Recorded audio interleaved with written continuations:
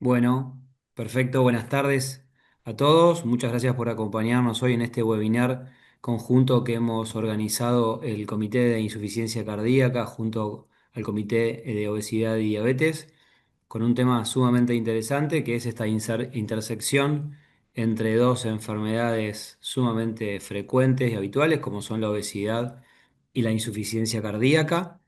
Me acompaña el doctor Gustavo Alcalá, que vamos a coordinar juntos este webinar, que es el presidente del Comité de Obesidad y Diabetes. Así que bueno, adelante Gustavo. Muy bien, buenas noches.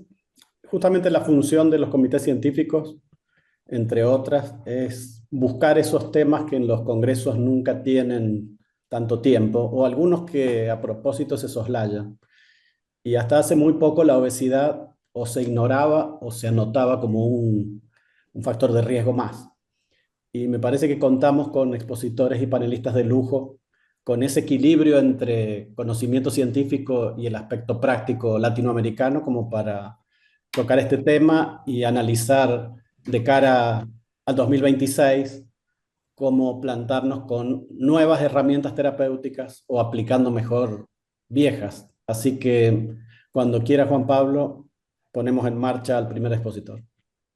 Bueno, nuestro primer expositor va a ser el doctor Jorge Luis Riera, que va a comenzar desde el Comité de Obesidad hablando de esta intersección, ¿no? Desde la obesidad e insuficiencia cardíaca enfocado la parte aterosclerótica. Así que Jorge, cuando quieras. Bueno, me escuchan, ¿verdad? Sí, Sí. Bien, ¿se ve? las dos cosas, te escuchamos bien y te vemos. Bueno, perfecto. Bueno, antes que nada, quiero agradecer a los dos comités la invitación a participar de este webinar por varias razones, pero la más importante es porque me permite hacer el primer webinar de manera conjunta con uno de mis maestros de la cardiología, como ha sido el doctor Eduardo Perna. Parece más joven que yo, pero él fue una de las personas que me formó en mi residencia, así que la verdad que la voy a disfrutar mucho. Y en este caso vamos a hablar de la intersección entre la insuficiencia cardíaca y la obesidad, eh, comenzando a decir que la obesidad es un problema de salud en el mundo y que esto es independiente del país, de la etnia, de la raza, de la cultura, y que es un problema que se va proyectando con un crecimiento de manera exponencial. Y la Argentina, lógicamente, no está fuera de esta realidad y esto lo sabemos nosotros desde hace mucho tiempo. Sin embargo, y a pesar de eso, todavía muchas personas con obesidad no tienen el diagnóstico de obesidad y están o subdiagnosticadas o subtratadas. Y probablemente estos valores que vemos en esta diapositiva hayan mejorado, pero todavía la brecha entre el diagnóstico de obesidad y el tratamiento es bastante amplia. ¿Y por qué nosotros deberíamos considerar a la obesidad como una enfermedad? Bueno, en primer medida, porque nos permite sacar del ostracismo a la obesidad a tal punto de que múltiples sociedades tuvieron que juntarse hace un par de años para confirmar y decir al mundo que efectivamente la obesidad es una enfermedad crónica, pandémica y multifactorial, pero además es una enfermedad porque produce muerte. Y esta muerte se produce por diferentes maneras o de diferentes causas, siendo la mortalidad cardiovascular la más importante. Y a mayor sobrepeso, a mayor obesidad, mayor mortalidad y menor expectativa de vida.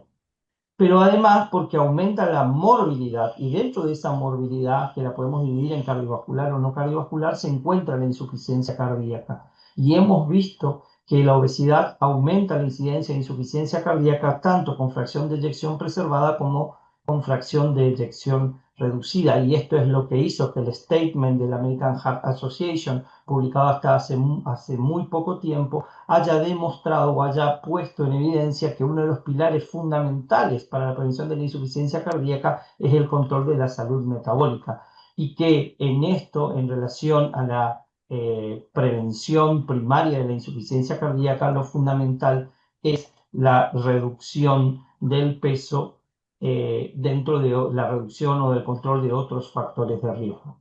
Pero cuando nosotros hablamos de morbilidad cardiovascular, básicamente la obesidad produce tres tipos de escenarios. El escenario hoy tratado, insuficiencia cardíaca, pero también produce enfermedad coronaria y produce arritmias. Pero lo interesante de esto es que a través de todos estos mecanismos intrincados que vemos, tanto las arritmias como la enfermedad coronaria también pueden producir insuficiencia cardíaca. Entonces, si de alguna manera nosotros tuviéramos que clasificar en cómo llega la obesidad a la insuficiencia cardíaca, lo podemos dividir en dos grandes grupos: insuficiencia cardíaca por mecanismos fisiopatológicos propios de la obesidad o insuficiencia cardíaca por eventos cardiovasculares y arrítmicos que generan lesión en el miocardio y que como proyección final de esta enfermedad terminamos o nos lleva a la insuficiencia cardíaca. Entonces, de estos dos caminos, yo voy a ir por el camino de eventos cardiovasculares y arrítmicos que generan lesión miocárdica. Y si bien tienen mecanismos fisiopatológicos comunes, y es lógico, la obesidad produce estos dos caminos de la insuficiencia cardíaca, existen ciertas modificaciones o ciertas diferencias que, aunque no taxativas, nos permiten de alguna manera decir que el grupo con eventos cardiovasculares produce insuficiencia cardíaca a predominio de IC con fracción de eyección reducida, mientras que cuando los mecanismos son los fisiopatológicos propios de la obesidad, la insuficiencia cardíaca va a ser predominantemente con fracción de eyección preservada. Pero el mecanismo básicamente fisiopatológico sigue siendo el mismo: inflamación, estrés oxidativo, insulina resistencia y disfunción vascular, que lleva por un lado al aumento de factores de riesgo que producen mayor enfermedad aterosclerótica, pero también estos mismos mecanismos generan aterosclerosis. Y es que este estado proinflamatorio de estrés oxidativo, de activación simpática y de resistencia a la insulina producen disfunción endotelial, la formación de placa aterosclerótica, pero también un estado protrombótico que genera eventos coronarios que llevan a las alteraciones hemodinámicas y al remodelamiento miocárdico. ¿Y cómo es esto? Bueno, básicamente porque la obesidad genera inflamación y en forma conjunta generan disfunción endotelial. Esta disfunción endotelial permite el paso del LDL al subendotelio, que genera más inflamación y que produce aterosclerosis. Pero además, la obesidad produce una modificación en el metabolismo de las lipoproteínas, produciendo la famosa dislipidemia aterogénica, donde encontramos modificaciones en el tipo de LDL, transformándolo en un LDL más propenso a generar aterosclerosis, pequeño y denso, y también un aumento de las apolipoproteínas ricas en triglicéridos, que también predisponen al desarrollo de aterosclerosis, a la inflamación, a el desarrollo de la placa, que todos lo conocen, pero también, por supuesto, a el debilitamiento de la capa fibromuscular, que predispone el desarrollo de accidente de placa, y el accidente de placa el evento coronario. Entonces, la inflamación produce la llegada de lípidos a la pared de la arteria, disfunción endotelial, accidente de placa. El accidente de placa produce eventos coronarios. Estos eventos coronarios generan remodelado ventricular, y este remodelado ventricular produce disfunción cardíaca, disfunción ventricular izquierda e insuficiencia cardíaca con fracción de eyección deteriorada. Y claramente la inflamación, como ustedes saben, como mecanismo en pacientes con enfermedad aterosclerótica, aumenta el riesgo de MACE, pero también aumenta el riesgo de el desarrollo de insuficiencia cardíaca. Y no es ilógico pensar también que la obesidad se asocia a mayor desarrollo de enfermedad coronaria, y que esta enfermedad coronaria sea independiente de la edad, del sexo, de la actividad física, del tabaquismo, es decir, de todos los otros factores de riesgo cardiovasculares, justamente por los mecanismos fisiopatológicos anteriormente mencionados. Y también es lógico pensar que cuanto mayor grado de obesidad, más reducción en el tiempo al desarrollo del primer evento coronario vamos a encontrar. Pero también o se entiende a partir de registros, que pacientes que tienen historia de infarto de miocardio tienen predictores del desarrollo de insuficiencia cardíaca y uno de ellos es un índice de masa corporal que por encima de 30 y por cada 5 unidades en el aumento del BMI aumenta un 22% la probabilidad de desarrollar insuficiencia cardíaca.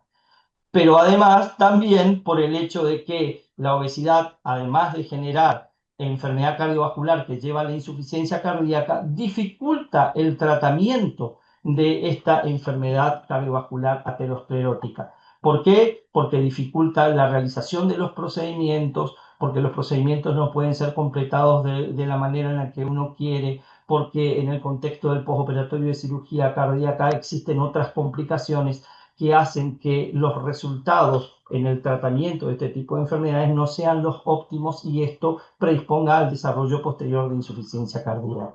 Es lógico entender también que una pérdida de peso pueda reducir eventos cardiovasculares y en función de eso se reduzca la mortalidad cardiovascular y el desarrollo de insuficiencia cardíaca. Y esto lo sabemos todos que cuanto más peso bajamos, más reducimos y que a partir del 10% más se comienza a reducir eventos cardiovasculares. Y esto también explica el por qué los análogos de GLP-1 o los agonistas duales del receptor, al haber logrado reducir y sostener el tiempo en porcentaje cercano al 10, más del 10 y hasta el 20% de reducción del peso, hayan reducido eventos cardiovasculares en pacientes obesos diabéticos y no diabéticos, y que se haya pensado inicialmente que esta reducción de eventos haya sido fundamentalmente por la reducción de peso. Pero también hemos visto que la obesidad genera insuficiencia cardíaca o produce alteraciones electrolíticas, estructurales y funcionales que generan un sustrato proarrítmico para el desarrollo de fibrilación auricular o de arritmias ventriculares que pueden la fibrilación auricular desarrollar o facilitar el desarrollo de insuficiencia cardíaca y las arritmias ventriculares también desarrollar insuficiencia cardíaca o llevar a la muerte súbita en los pacientes obesos. En el caso de la fibrilación auricular, la obesidad produce un agrandamiento de la aurícula izquierda, aumento de las presiones de llenado, infiltración grasa, fibrosis auricular, y todo esto genera alteraciones eh, electrofisiológicas, hemodinámicas, funcionales y neuroautonómicas que llevan a la fibrilación auricular. Por lo tanto, es lógico pensar que exista una asociación entre obesidad y fibrilación auricular en general y en diferentes escenarios, como en el postoperatorio de cirugía cardíaca o en la reaparición de fibrilación auricular post-ablación de una fibrilación auricular inicial. Y sabemos también que la fibrilación auricular se asocia fundamentalmente a insuficiencia cardíaca con fracción de eyección preservada. De hecho, es uno de los elementos que se tienen en cuenta en la suma de puntajes del score de diagnóstico de fibrilación auricular con fracción de eyección preservada. También es cierto de que forma parte de uno de los fenotipos o fenogrupos de la insuficiencia cardíaca con fracción de eyección preservada y que es diferente al fenotipo relacionado a la obesidad. Pero la realidad es más asociada al cuadro que se encuentra a la derecha, en donde los fenotipos o fenogrupos se van solapando entre sí y está claramente determinado que tener más de un fenotipo se asocia a mayor probabilidad de muerte o de hospitalización por insuficiencia cardíaca. Pero también la fibrilación auricular, a través del aumento de la frecuencia cardíaca y de alteraciones electrofisiológicas, pueden llevar al desarrollo de las miocardiopatías asociadas a las arritmias o las taquicardiomiopatías. Y además, como dijimos anteriormente, dificultan el tratamiento de escenarios como la fibrilación auricular, donde sabemos que en pacientes que tienen un índice de masa corporal por encima de 40 o por encima de los, ya comenzando a tener alteraciones por encima de los 100 kilos y claramente por encima de los 120 kilos, no podemos utilizar algunas drogas para evitar eventos embólicos en este escenario de pacientes. Es decir, la obesidad no solo genera fibrilación auricular, sino altera el tratamiento habitual de la fibrilación auricular.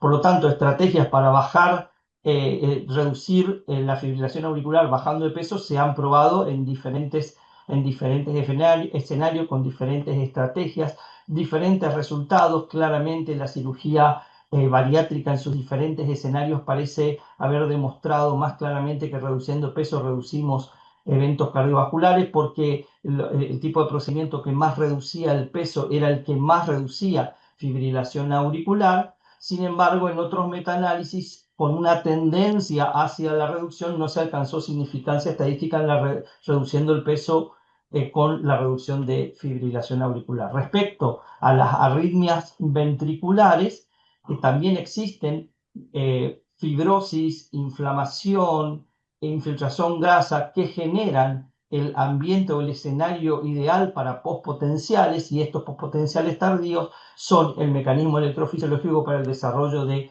arritmias ventriculares, muchas veces simplemente extrasístoles ventriculares frecuentes que, como sabemos, cuando están por encima del 10% y sostenidas en el tiempo, pueden generar cierto grado de sincronía interventricular, aurículo-ventricular, alteraciones hemodinámicas que generan remodelamiento del ventrículo y generan taquicardio-miopatía o miocardiopatía dilatada asociada a eventos arrítmicos. Y también, por supuesto, el desarrollo de muerte súbita. Y cuando uno ve a un paciente obeso que tiene una muerte súbita, generalmente lo asocia a enfermedad coronaria. Y esto es así porque en la gran mayoría de pacientes obesos que están entre los 30 y los 35 de índice de masa corporal, existe un alto porcentaje de pacientes que tienen enfermedad coronaria asociada. Pero como vemos también en este trabajo australiano, podemos ver que a medida que va aumentando el índice de masa corporal, se reduce la cantidad de pacientes que mueren de muerte súbita por enfermedad coronaria y aparece más la hipertrofia del ventrículo izquierdo, que cuando uno va a la anatomía patológica, esa hipertrofia en realidad, además de hipertrofia, es fibrosis, inflamación e infiltración grasa.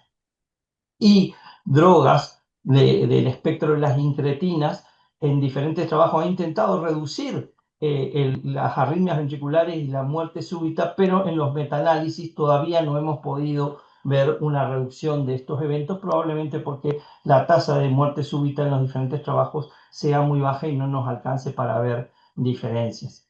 Lo concreto es que donde está más claro es que cuanto más se reduce el peso, en más reducción de eventos cardiovasculares ateroscleróticos, y esto en definitiva debería redundar en menor reducción o en reducción del desarrollo de insuficiencia cardíaca. Y está claro que las drogas del espectro de incretina que han logrado valores cercanos al 10%, por encima del 10%, semaglutida en 15, tirzepatida en 20, y el agonismo a tres niveles, reducción de casi el 25% y muy parecido a los procedimientos quirúrgicos, que esto se ve fundamentalmente en obesidad cuando lo llevamos a los trabajos que han incluido pacientes con eventos cardiovasculares o de muy alto riesgo. Este porcentaje no se vio reflejado de la misma manera. Como ustedes ven,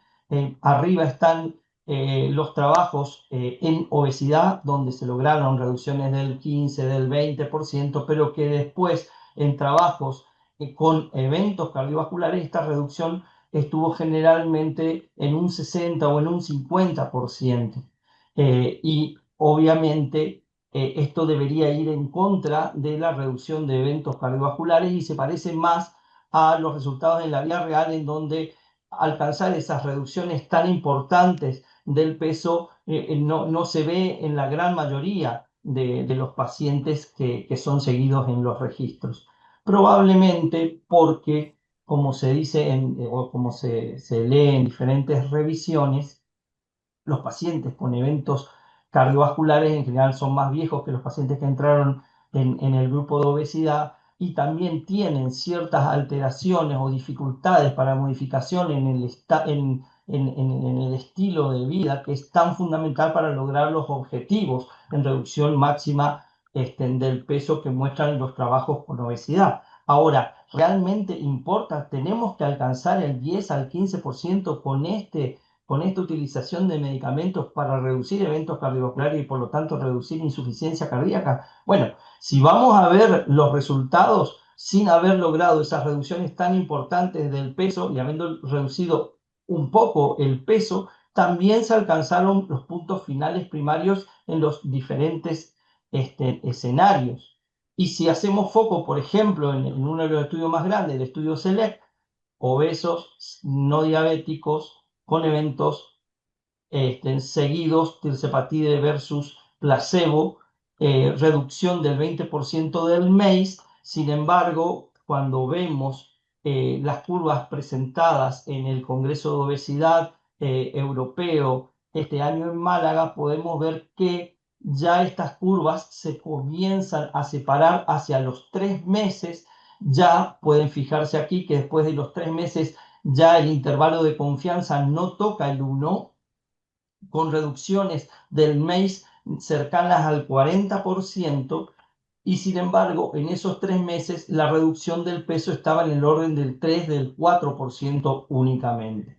Si lo miramos desde otro lugar, estos son registros que intentaron similar el SURPASS CVOT, en el que tomaron pacientes que venían recibiendo tirzepatide con eventos cardiovasculares, los compararon con pacientes que habían sido tratados con semaglutide, con un macheo entre ambos grupos, y se pudo observar reducción de eventos cardiovasculares y reducción de insuficiencia cardíaca a favor de tirzepatide en contra de semaglutide. Sin embargo, cuando se ve, obviamente son registros, no están todos los pesos, y bueno, todas las dificultades que tiene un registro, pero cuando se vio la diferencia en el peso, en la pérdida de peso, no hubo diferencias en aquellos pacientes que habían logrado una reducción por debajo del 30%, o en la proporción de pacientes que estaban en los diferentes grados de obesidad. Es decir, hubo una reducción sin tanta diferencia en el peso. Y cuando vamos al SURPASS CVOT, viéndolo desde otro lugar, ya un trabajo randomizado, doble ciego, prospectivo, que incluyó más de 13.000 pacientes y que comparó tirzepatide en la dosis más alta versus dulaglutide en la dosis más baja, seguimiento a 5 años, no pudo demostrar reducción del punto final combinado, aunque por supuesto era un trabajo para no superioridad, o no inferioridad, perdón, pero no pudo demostrar reducción de eventos cardiovasculares, el punto final primario, a pesar de que hubo una clara diferencia en la reducción del peso entre los dos grupos. Y en un análisis respecto al comparativo contra el placebo del estudio REWIND, la tirzepatide redujo absolutamente todos los eventos que tal vez Dula en la dosis más baja no había podido reducir, o estuvo muy cerca a la reducción en el estudio REWIND. Pero si vemos ahora y comparamos la tasa de eventos de Dula en el estudio REWIND versus Dula en estudio SURPASS CVOT, claramente siempre fue más bajo en SURPASS CVOT. Y si hubiéramos comparado Dula de eventos del SURPASS CVOT versus placebo del REWIND, tal vez hubiéramos tenido diferencias estadísticamente significativas. Con esto, lo que quiero decir, que la reducción de eventos cardiovasculares que pueden llevar a la insuficiencia cardíaca en pacientes tratados con análogos GLP-1 o análogos dual tienen mecanismos que van mucho más allá de la pérdida de peso, que podrán ser considerados pleiotrópicos o por mecanismos fisiopatológicos descritos aquí, que nosotros todos conocemos, y que lógicamente demuestran que los análogos GLP-1 o los análogos duales reducen eventos cardiovasculares y además reducen el peso. Entonces, la obesidad, como conclusión, es una enfermedad crónica, inflamatoria y progresiva que afecta a todas las regiones, razas y edades, que aumenta la mortalidad, incluyendo insuficiencia cardíaca, pero que aún no se la trata con la intensidad que su carga sanitaria exige. Existen dos vías hacia la insuficiencia cardíaca vinculadas con la obesidad: la vía directa, disfunción metabólica, inflamación, fibrosis, estrés oxidativo, y una vía indirecta, eventos ateroscleróticos o arritmogénicos que evolucionan a la insuficiencia cardíaca. El tejido adiposo disfuncional genera inflamación sistémica y alteraciones metabólicas e hidroelectrolíticas, uniendo obesidad, enfermedad coronaria, arritmias e insuficiencia cardíaca. La reducción del peso ha permitido en diferentes trabajos la reducción de eventos cardiovasculares ateroscleróticos ateroscleróticos, aunque no está tan clara la reducción de eventos arrítmicos. Y finalmente, aún con menor pérdida de peso en pacientes con enfermedad cardiovascular previa, las terapias incretínicas mantienen la reducción significativa de eventos, actuando sobre los mecanismos fisiopatológicos de la enfermedad que van más allá de la reducción del peso en sí. Bueno, muchas gracias. Muchas gracias, Jorge. A continuación, vamos a tener el gusto de que un referente indiscutido como el doctor Eduardo Perna, que es jefe de la División de Insuficiencia Cardíaca del Instituto de Cardiología Cabral, y que es un jugador de toda la cancha, es dirigente de la Sociedad de la Federación Argentina de Cardiología, de la que ha sido presidente, fue miembro fundador del Comité de Insuficiencia Cardíaca y sobre todo combina lo práctico con lo científico y ha liderado una investigación clínica muy necesaria en nuestro país, en nuestra región, por eso nos interesa. Le agradecemos que comparta sus conocimientos y que complemente lo que muy bien el doctor Riera ha dejado planteado. Bueno, gracias por la presentación, Gustavo. Me parece mucho. Es un gusto compartir primero con el comité de obesidad y que se junten para discutir un tema, creo que le da suma relevancia y demuestra la preocupación que tenemos en la práctica diaria. También agradecerle a Jorge, que en realidad, por la foto que estamos acá, él es el maestro y yo soy el alumno de él, sería, por lo menos visualmente. Quisiera saber si se ve bien la presentación. Sí, se ve bien. Bien.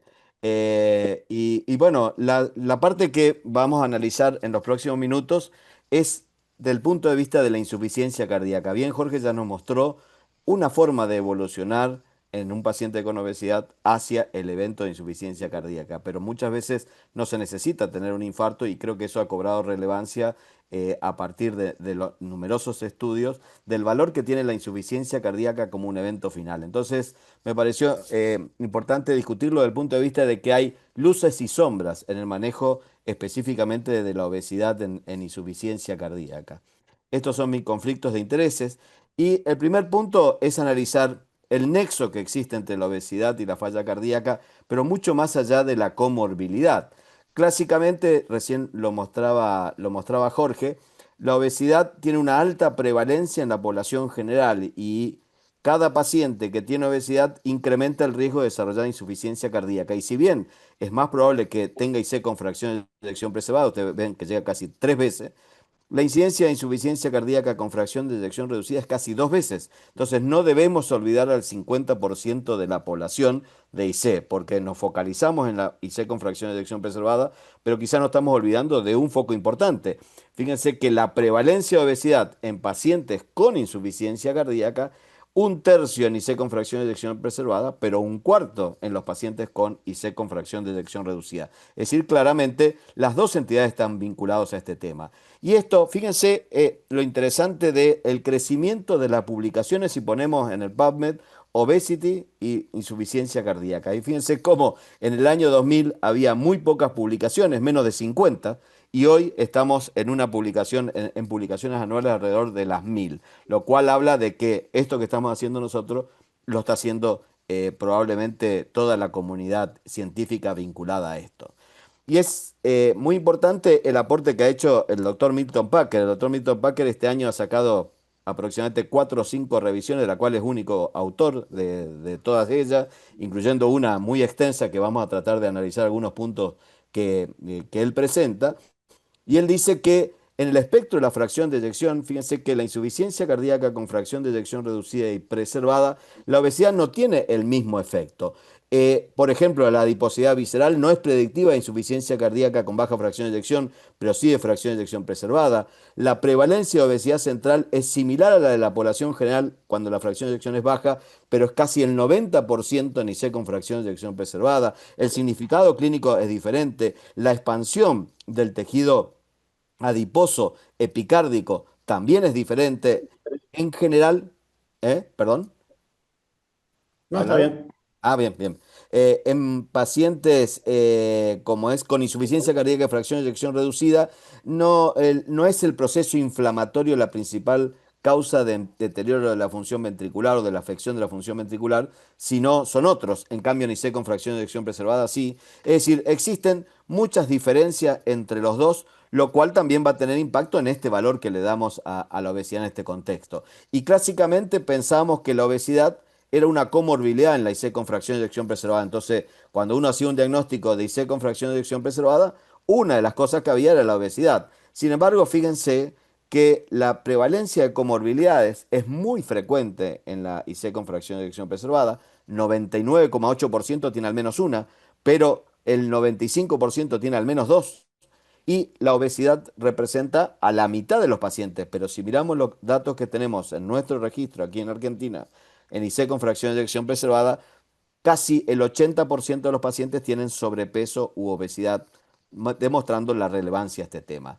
Y esta es la idea que propone Milton Packer de una teoría unificadora, particularmente en la IC con fracción de eyección preservada a través del concepto del rol que tienen las adipoquinas y este cambio de la adiposidad visceral y de la obesidad a donde el tejido adiposo sufre una transformación biológica, produce una alteración de la síntesis de adipoquina y esto genera inflamación sistémica, pero afecta a los dos mecanismos principales, renales y cardíacos, generando efectos antinatriuréticos, sobrecarga de volumen y por otro lado hipertrofia, disfunción microvascular y estrés miocárdico, terreno apto para generar insuficiencia cardíaca con fracción de eyección preservada. Y tiene muchas líneas de evidencia que soportan esta hipótesis, en donde, como decíamos hoy, el exceso de la adiposidad es el evento que precede a la insuficiencia cardíaca con fracción de eyección preservada. Hay un rol central de las adipoquinas en explicar los cambios y los hallazgos experimentales y clínicos y a su vez hay beneficio cardiovascular en intervenciones que se dirigen a esta entidad. Por ello es que él propone esta hipótesis de la adipoquina como una teoría unificadora. Y esto plantea que existen tres dominios de adipoquinas. Una que serían cardioprotectoras, que actúan fundamentalmente en individuos sanos y no existen casi en los individuos enfermos. Pero existe un dominio, el 3, que fíjense la diferencia, una es cardioprotectora, antiinflamatoria y natriurética, y otra es todo lo contrario, prohipertrófica, proinflamatoria, antinatriurética, que no existe en los individuos sanos, pero predomina en los pacientes que tienen una anormalidad del tejido adiposo, tienen esta expansión de la adiposidad visceral. Y existe un dominio 2 que lo que trata de hacer es, está mínimamente expresado en individuos sanos, pero cuando existe este incremento de la adiposidad visceral, trata de compensar al dominio 1 para tratar de tener este efecto benéfico. Y de las principales, digamos, expresiones de adipoquinas, la adiponectina es la principal del dominio 1, es decir, fenómeno protector, y el eje de la leptina es la principal del dominio 3, la del exceso de adiposidad y la que predomina en pacientes con insuficiencia cardíaca. Entonces, desde este concepto, ¿cuáles son las luces que tenemos en manejar la obesidad en la insuficiencia cardíaca? Primero, es claro que en pacientes sin obesidad la obesidad aumenta el riesgo. Y esto ya lo dijo Jorge, lo demuestran distintos estudios. A medida que pasa el tiempo, el obeso comparado con el delgado tiene más IC, tiene más IC con fracción de eyección preservada en general, pero fíjense que también incrementa la IC con fracción de eyección reducida y no pensemos solo en el índice masa corporal, porque a veces solamente la circunferencia abdominal ya sirve para identificar a estos individuos con riesgo. El segundo punto es que cuando un paciente tiene IC, la obesidad aumenta el riesgo de eventos. Y fíjense que datos del Deliver, del Emperor Preserve y del Fine Art, tres estudios contemporáneos en pacientes con IC con fracción de eyección preservada, nos demuestran que a medida que el índice masa corporal supera los 30, aumenta el riesgo cardiovascular y fundamentalmente lo que aumenta es los eventos de empeoramiento de la insuficiencia cardíaca. El tercer punto favorable es que el tratamiento de la IC en pacientes con y sin obesidad en el espectro de la fracción de eyección debe ser similar.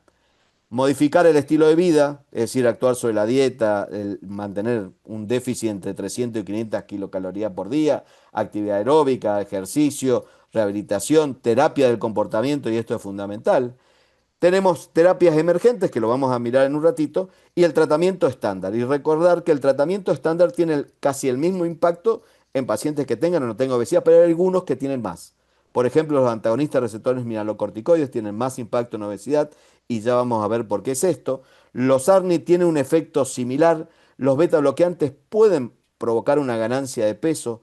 Los inhibidores SGLT2 brindan una protección adicional y los diuréticos, generalmente cuando uno tiene que elegir diuréticos en personas con obesidad, la recomendación es utilizar furosemida en lugar de las tiazidas.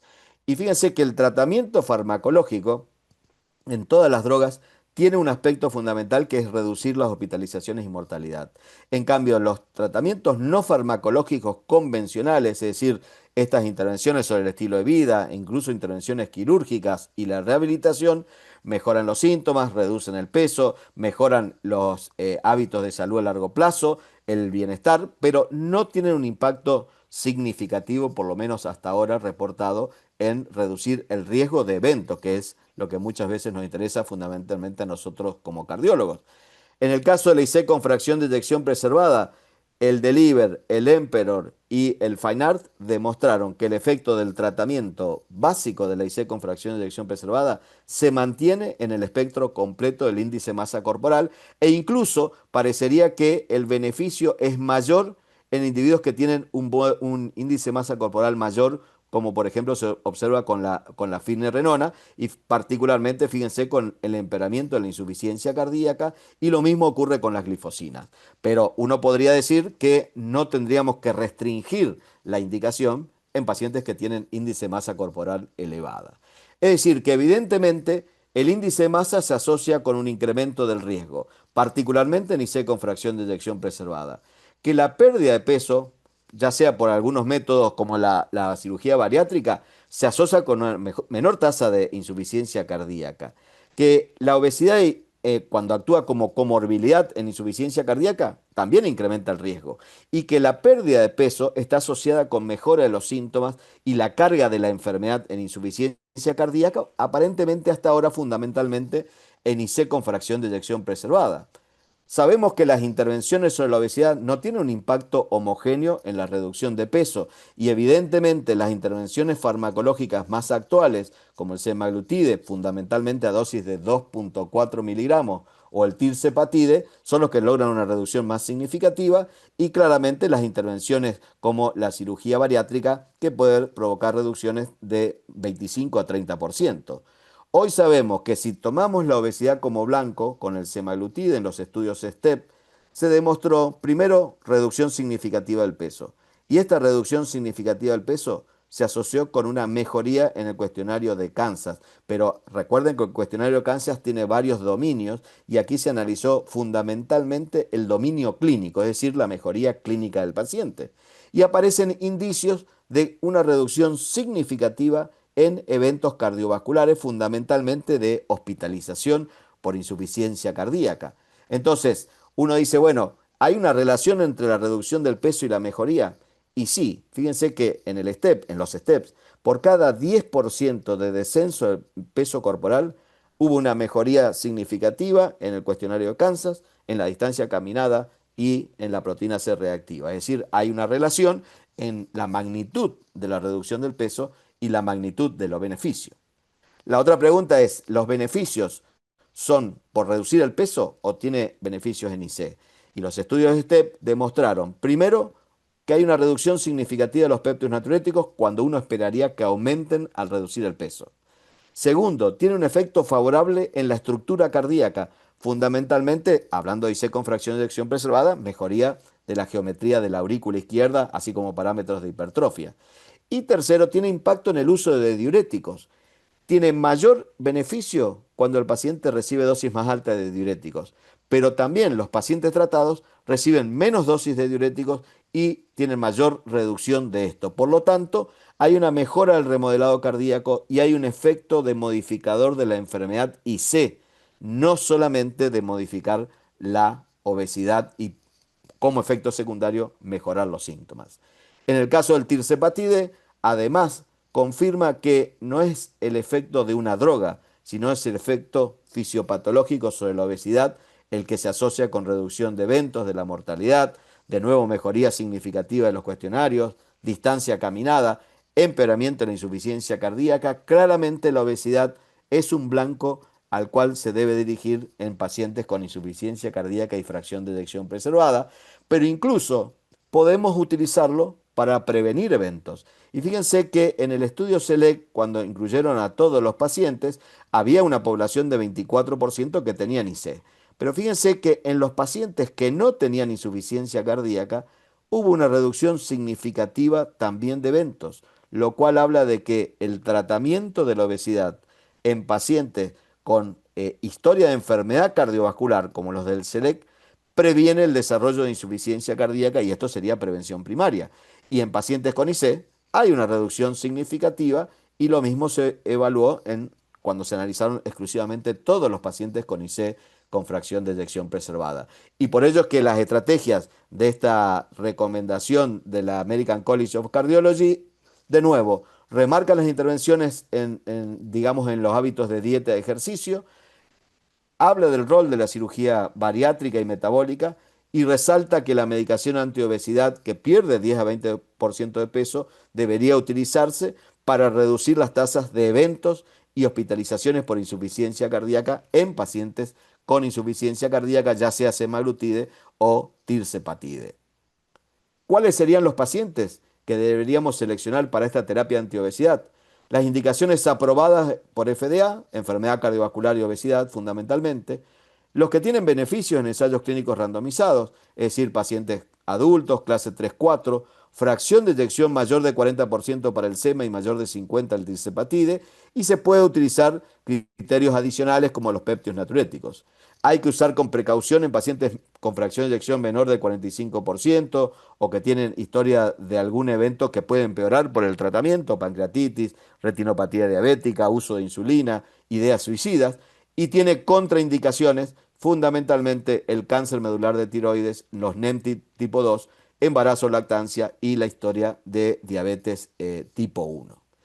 Y decíamos hoy, en este concepto de Packer, de el mecanismo de las adipoquinas, de lo que ocurre en una circulación sana, el dominio 1 es el que predomina, en el paciente con IC predomina el dominio 3 de adipoquinas.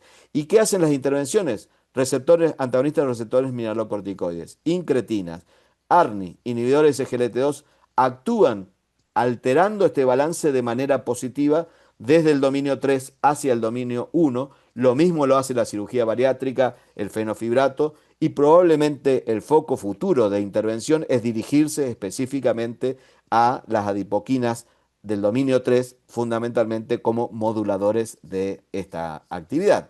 Y la recomendación decíamos, si el paciente tiene sobrepeso, IC y un índice entre 25 y 29, aquí no hay tanta evidencia de intervenir.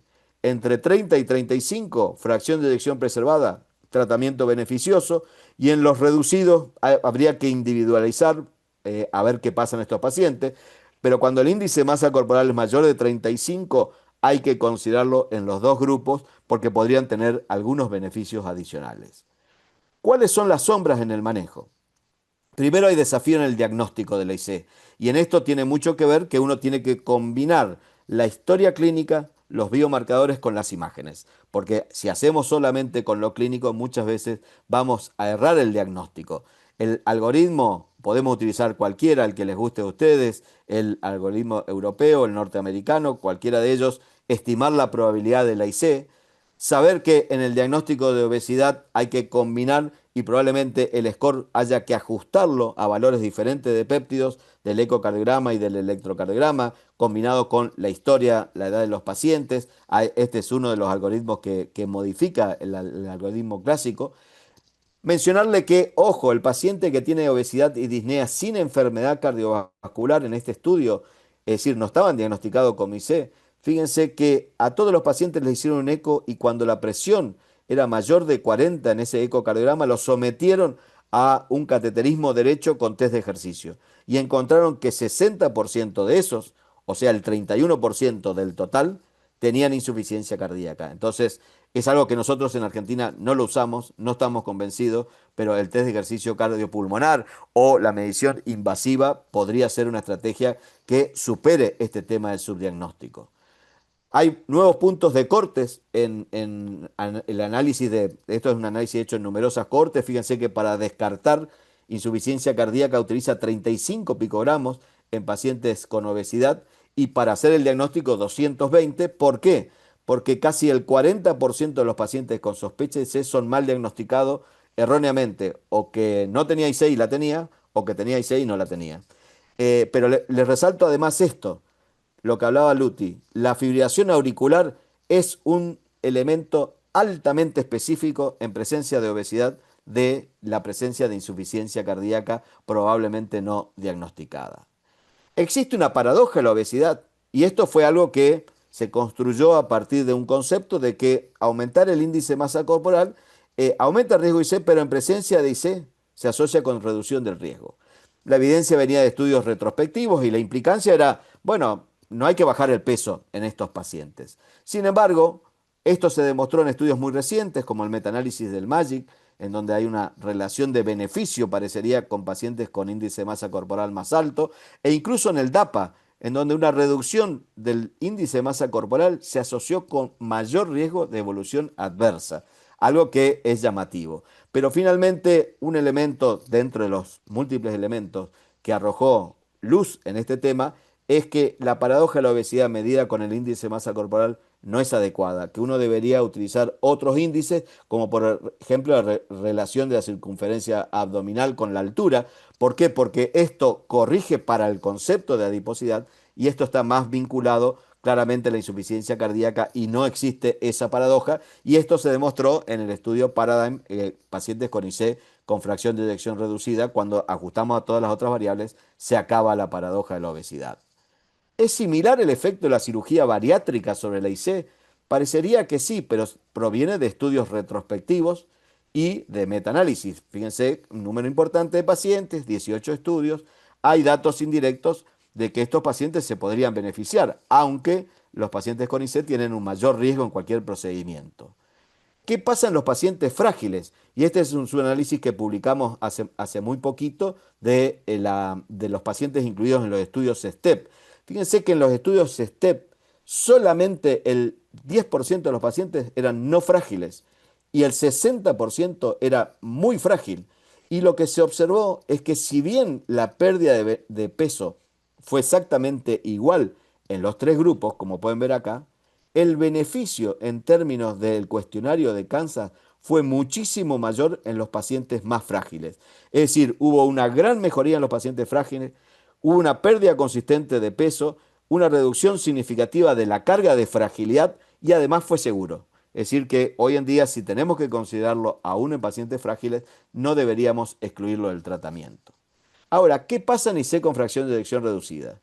Este es un metaanálisis que se publicó hace muy poquito, en 2025, que son ensayos clínicos randomizados donde ustedes pueden ver que parecería haber un incremento en el riesgo de empeoramiento de la insuficiencia cardíaca y la evolución cardiovascular que tendría un impacto fundamentalmente en IC con fracción de eyección preservada, pero no en IC con fracción de eyección reducida.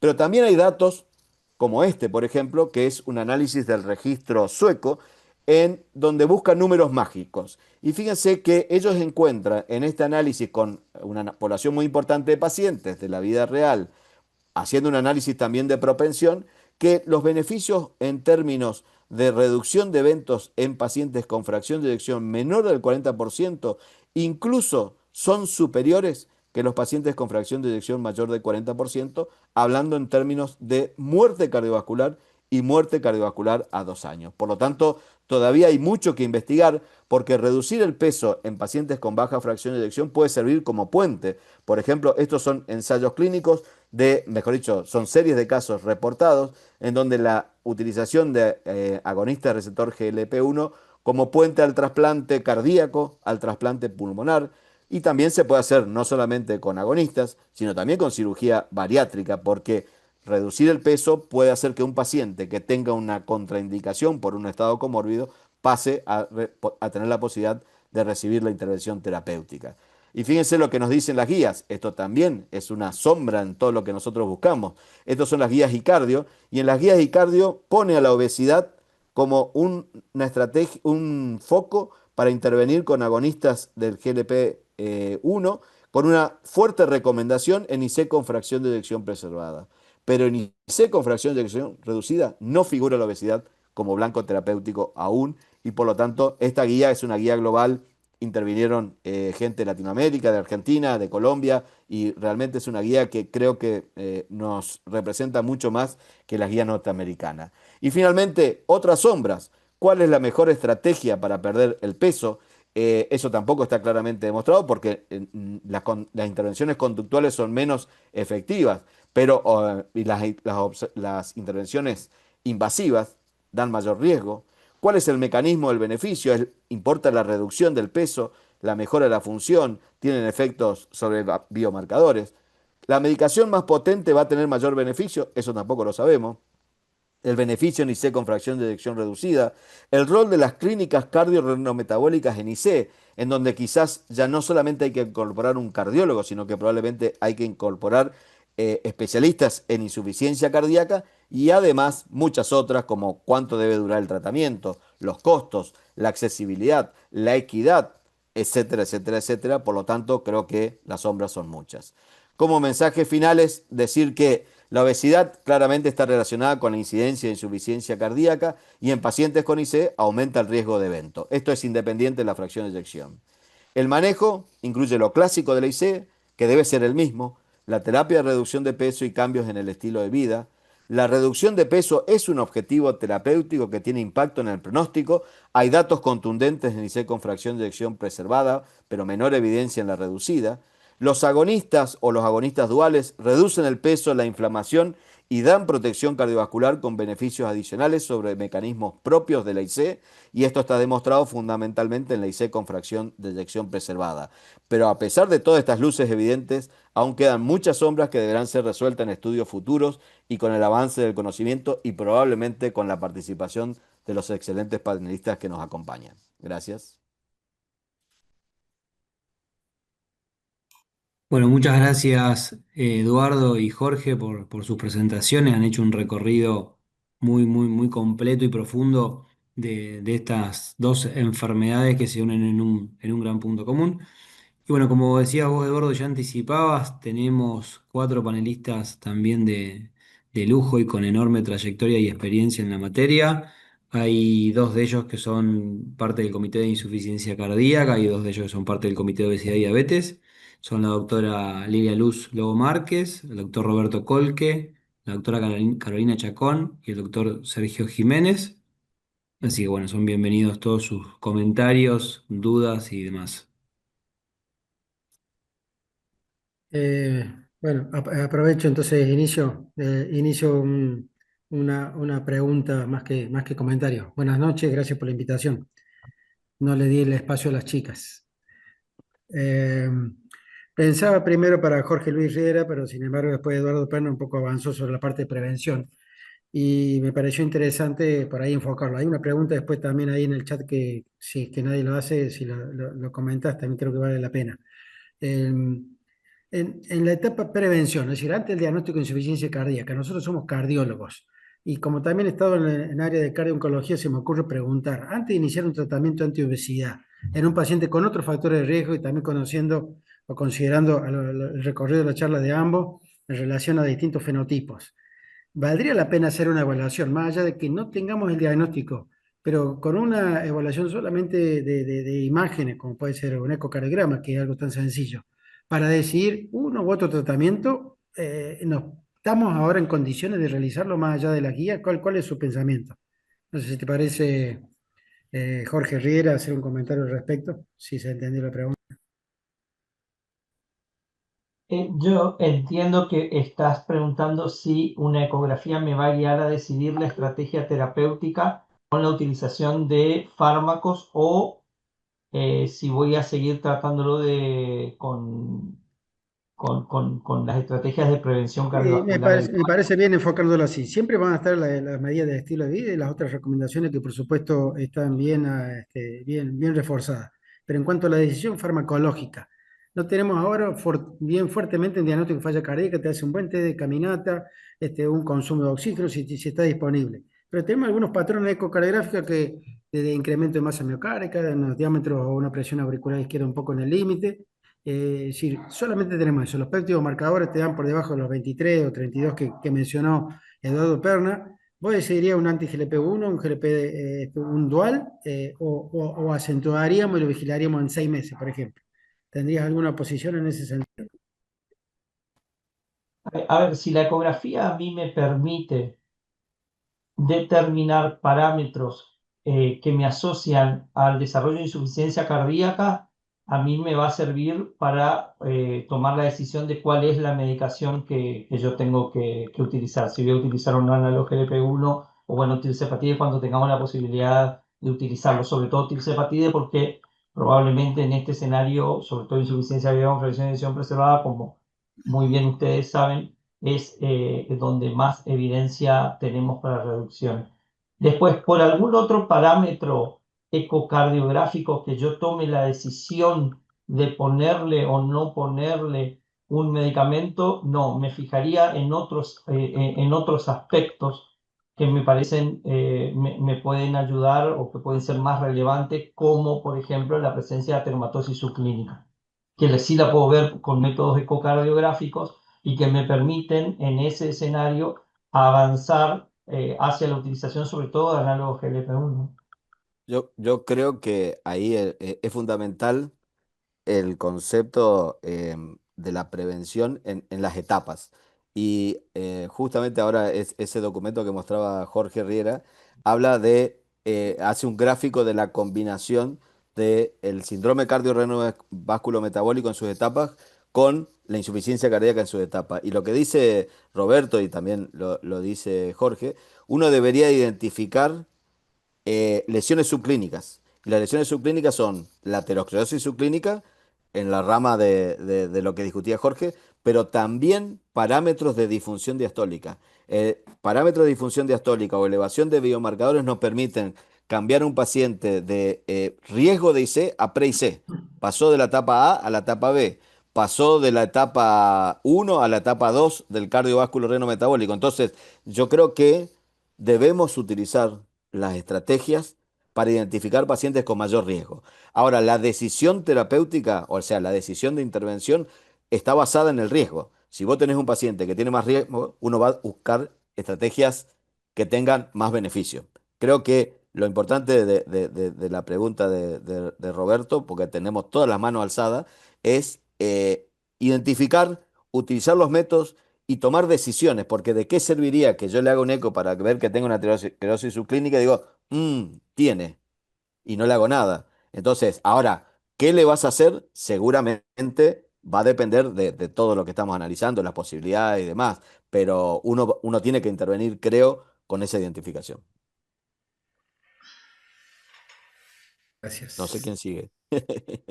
Buenas noches. Bueno, primero felicitarlos, la verdad que es un placer, un placer. Fueron dos charlas increíbles. Prácticamente no dejaron huecos para las preguntas porque hablaron de todo. Eh, pero bueno, sí, yo creo que también en prevención, si utilizáramos el centímetro mucho antes, creo que prevendríamos más allá de la insuficiencia cardíaca, la enfermedad coronaria, la enfermedad vascular.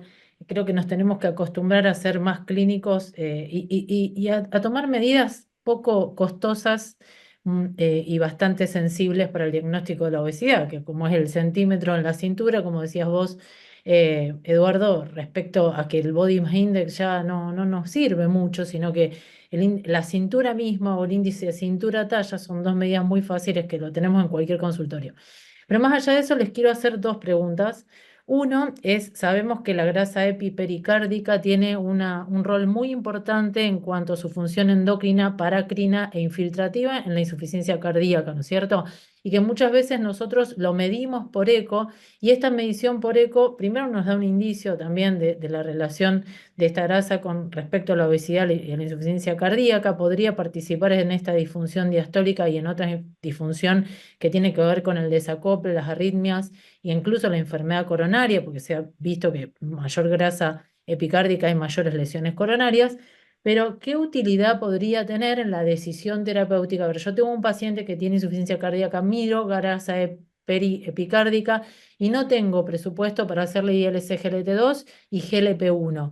¿Ustedes creen que podría servirnos en esta decisión terapéutica? Sería ideal poder ponerle los dos, más si el paciente tiene obesidad e insuficiencia cardíaca con fracción de eyección preservada. Esa es una de las preguntas. Y otra de las preguntas, hablamos de adipoquinas, y es verdad, esta transformación de Darth Vader del tejido adiposo blanco en este cambio, ¿no? Que se transforma en malo en cuanto a su cambio en las relaciones en sus adipoquinas. ¿Qué piensan ustedes que podría suceder estudiando más las mioquinas? Porque tanto el paciente con insuficiencia cardíaca con fracción de eyección preservada como con fracción de eyección reducida están asociados a sarcopenia ambos. Y ahora se está estudiando mucho el tema de las mioquinas, ¿no? Y su influencia, ya sea tanto en la parte metabólica como en la parte endocrino y neuro, digamos, en la señalización neurohormonal. Son mis dos preguntas. Bueno, yo respondo la más fácil y dejo a Jorge la mioquina. Yo tengo para Este, la bioquímica, para tengo para la este, bioquímica. no, yo creo que lo que hablábamos recién, todas las imágenes que permitan mejorar la estratificación de riesgo, o sea, es evidente que la estratificación de riesgo clínica es insuficiente. No alcanza. Quedarnos con una evaluación clínica no alcanza. Entonces, tenemos que ir a buscar métodos que nos permitan estratificar mejor el riesgo, pero vuelvo a insistir en esto, tiene que ser con un objetivo terapéutico. Si el paciente tiene IC y tiene infiltración pericárdica, uno tiene un motivo adicional para intervenir, pero también uno podría decir, porque lo hablamos cuando hablamos utilizar árnica, había que ir a buscar si tenía el biomarcador alto. Uno tiene que titular drogas en IC independiente de los biomarcadores, independiente de la fracción de eyección. Uno sabe que tiene que titular drogas. Entonces, cuando vos tenés un paciente que tiene IC con fracción de eyección preservada, que tiene obesidad, sabés que tiene indicación de un esquema de tratamiento en el cual quizás para lo que podría servir la detección es para forzar la aceptación cuando uno indica un tratamiento. ¿Entendés? Pero eso demandaría, y creo que están trabajando los dos comités, en desarrollar mejor dicho, el comité de obesidad, en desarrollar una recomendación de manejo de riesgo cardiovascular que creo que es fundamental. Aquella vez cuando hicimos eso que ahora lo citan todos de la obesidad, en la definición hace como 3 años, creo que fue un paso importante porque tenemos un respaldo científico, por decir una manera, para avanzar. Pero creo que las imágenes hoy en día son fundamentales y esto de la grasa epicárdica es muy interesante porque también se ha visto que la reducción del peso, por cualquiera de estas estrategias, está asociada con la reducción de la masa epicárdica o de la grasa epicárdica. Por lo tanto, tiene impacto claramente. Es como que vos midas ProBNP, si baja el ProBNP está mejor. Bueno, medí la grasa, si baja la grasa está mejor. Entonces, ojalá podamos tener métodos que lo podamos usar de manera amplia y que eso sea un aval para la indicación. Te dejo la otra que es más fácil, Jorge. Sí, respecto a la segunda pregunta, Caro, sí, estoy de acuerdo y la ciencia también está de acuerdo, está yendo sobre las mioquinas. Hay un trabajo que se publicó en el Congreso Americano de Diabetes que se llama Estudio Believe, con un anticuerpo monoclonal que se llama bimagrumab, que actúa específicamente sobre el escenario de las mioquinas y un trabajo muy interesante porque lo que hicieron fue, además actúa directamente sobre el tejido graso y sobre las mioquinas y lo interesante es que armaron ramas diferentes, una sola con bimagrumab, una con semaglutide, una con la combinación de ambas y una con placebo. Y lo que se demostró es que la combinación de los dos reduce más de 20% y que el bimagrumab no solo que no redujo tejido muscular, sino que lo aumentó en un 2%, que el semaglutide solo reduce entre un 7 y un 15% el tejido muscular, pero que cuando se combina con bimagrumab solamente lo reduce en un 2%. Entonces, lo que están viendo es que tal vez con diferentes combinaciones podamos reducir tejido graso puro y no sufrir el gasto que significa la reducción de peso que viene de la mano de la reducción de la masa muscular. Y eso también ayudaría un poco a esto de la paradoja de la obesidad, porque bueno, también como dice Newton Packer, una cosa es el paciente con insuficiencia cardíaca que reduce peso espontáneamente y otra cosa es el paciente con insuficiencia cardíaca que reduce el peso porque busca reducir el peso. Exacto. Son dos escenarios diferentes. Uno es por una incapacidad del corazón de mantener un volumen minuto adecuado a las necesidades metabólicas del organismo, me enseñó el doctor Eduardo Perna, y el otro está reduciendo peso por estrategias diferentes. Uno va a perder mucha más masa muscular, el otro un poco menos. Bueno, los resultados se ven a simple vista, ¿no? Cucú. Gracias. Bueno, gracias por la invitación. Excelente, como dijo la doctora, no dejan mucho lugar a las dos disertaciones, alguna pregunta, pero me parece importante comentar el impacto también que tiene mirar al hígado en este escenario, como el concepto del hígado graso en este ámbito, en este escenario metabólico, también nos lleva a la posibilidad de que cuando vemos el hígado estamos pensando en la probabilidad de eventos cardiovasculares, ¿no? Hay también una unión entre el concepto de hígado graso e incluso algunos trabajos que han mostrado relación con la presencia de enfermedad arterial coronaria. Me parecía importante decirlo. Y lo otro, que es algo fácil de hacer, el cálculo de la tasa de filtrado glomerular y la relación albúmina-creatinina, dado la hiperfiltración que genera la obesidad y ese daño renal incipiente, que ya nos empieza a advertir que puede haber un RAC alterado y cómo ese valor ya por arriba de 10 predice eventos cardiovasculares y en la medida que aumenta sabemos que tenemos mayor probabilidad de tener estos eventos. Así que creo que son dos conceptos que está bueno incorporar y que suman a lo que estamos conversando. En cuanto al inhibidor de SGLT2, quería saber, no inhibidores, el agonista GLP-1, quería saber la opinión del doctor Riera, ya que él habló un poco de aterotrombosis.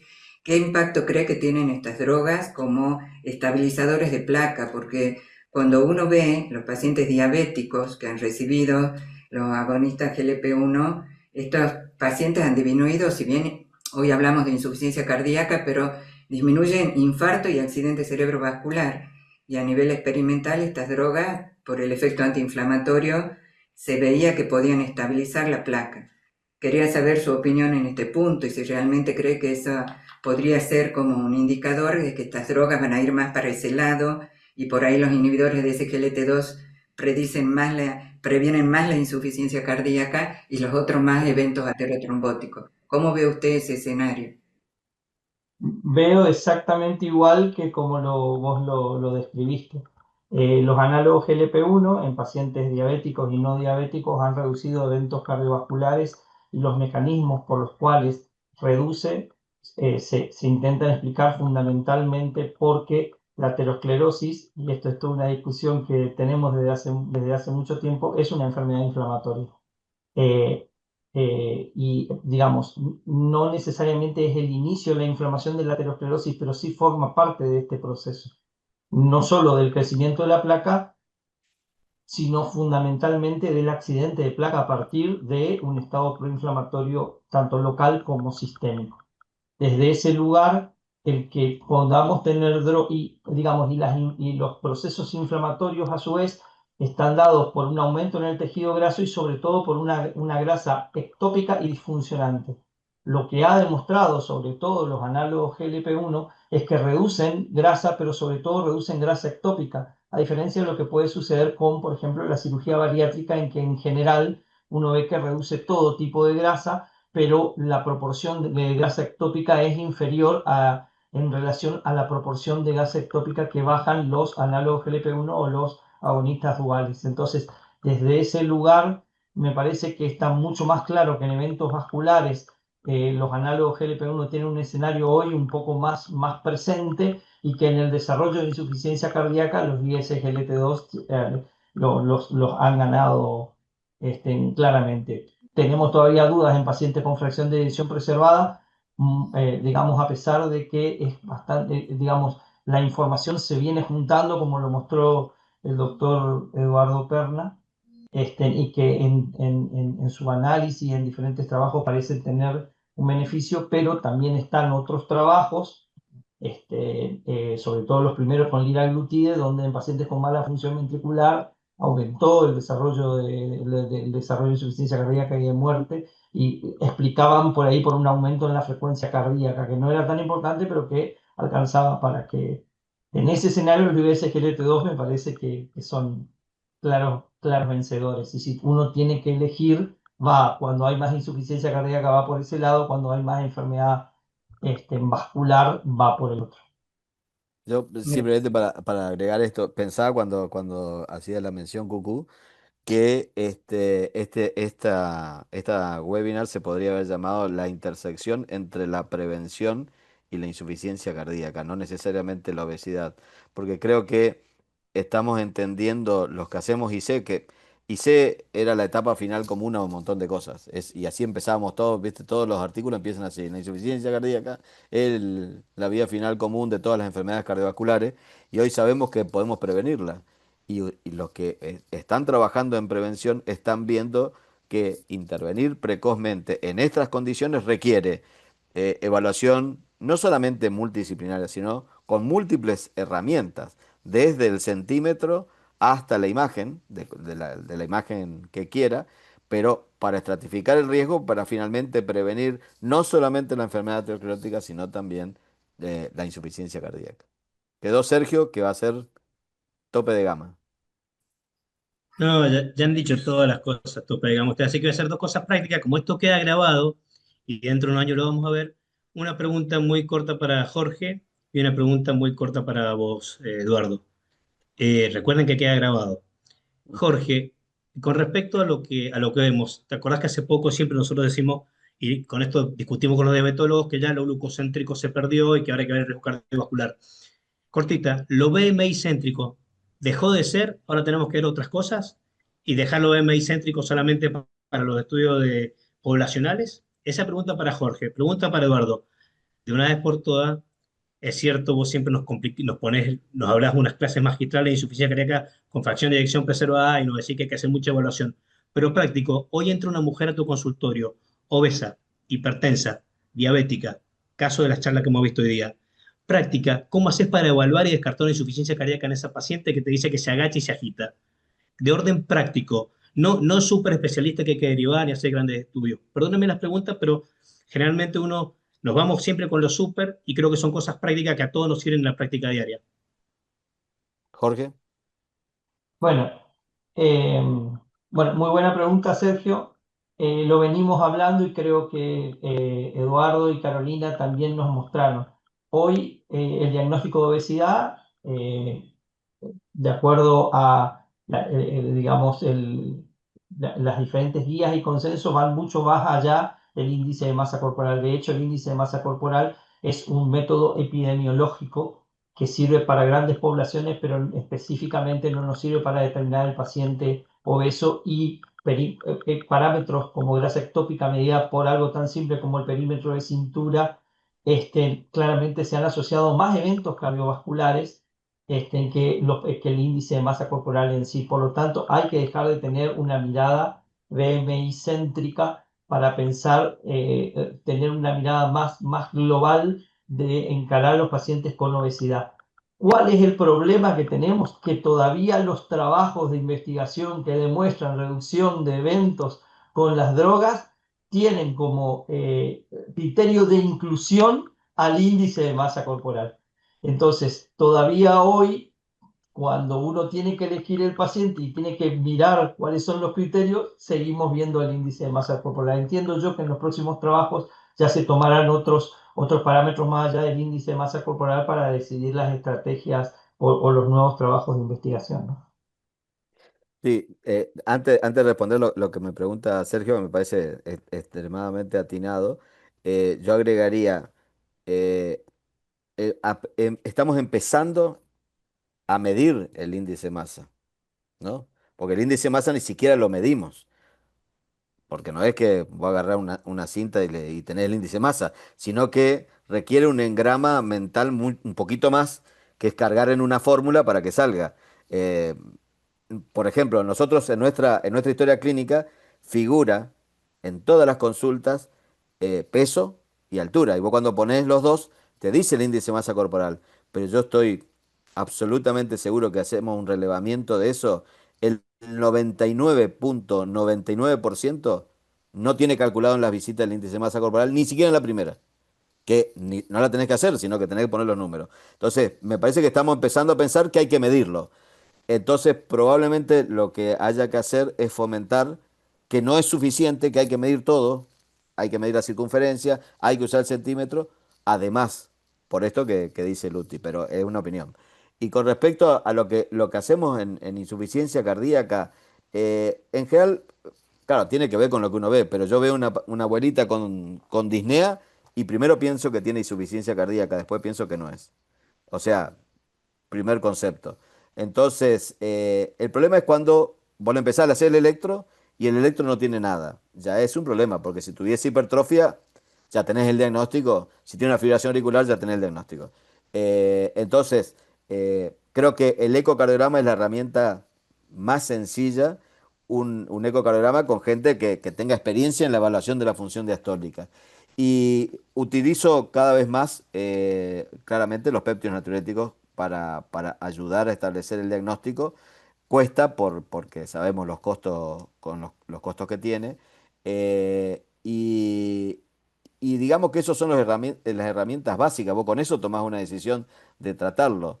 En general, uno dice, bueno, si la paciente está muy sintomática, tiene una disnea muy típica de ejercicio y demás, una baja dosis de diurético no lo va a empeorar hasta que tengas toda la evaluación, pero tampoco lo vamos a postergar en una paciente que viene con muchos síntomas. Lo que no usamos, y eso es lo que decía en la presentación, rutinariamente son ningún tipo de test ejercicio asociado a eco o asociado a cateterismo, mero cateterismo derecho. Menos. Pero, claro, pero viste que en Estados Unidos el Ah, cateterismo derecho, la presentación del doctor Burlac fue la tabla de la verdad. Y la tabla de la verdad era la mesa de cateterismo derecho. Él llevaba todos los casos dudosos, probabilidad intermedia en cualquier score. A mí me parece que el score más sencillo es el H2PEF.